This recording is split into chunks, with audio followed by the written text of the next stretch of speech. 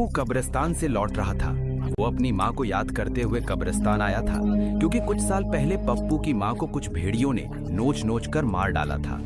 पप्पू कब्रिस्तान से लौट रहा था, तभी उसे एक कब्र के ऊपर घंटी बजती हुई सुनाई देती है।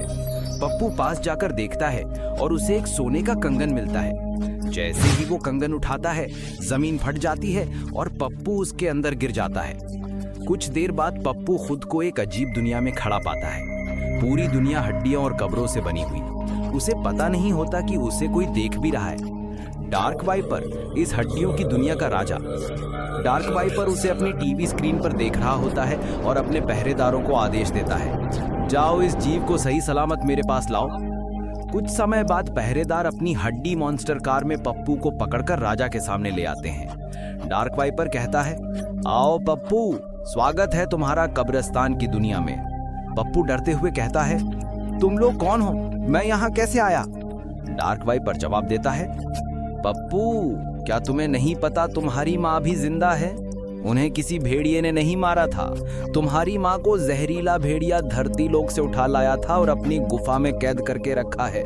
तुम ही उन्हें बचा सकते हो। राजा उसे जहरीला भेड़िया का पता और एक उड़ने वाली हड्डियों की मॉन्स्टर बाइक देता है। पप्पू बाइक पर बैठकर जहरीला भेड़िया के इलाके की तरफ उड़ता है।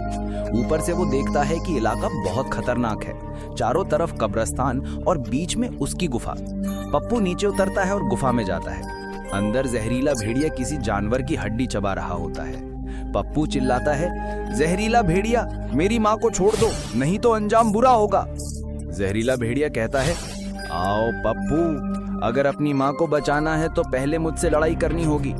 पप्पू तैयार हो जाता है और लड़ाई शुरू होती है। लड़ाई में जहरीला भेड़िया पप्पू को उठाकर पटक देता है। पप्पू बेहोश हो जाता है।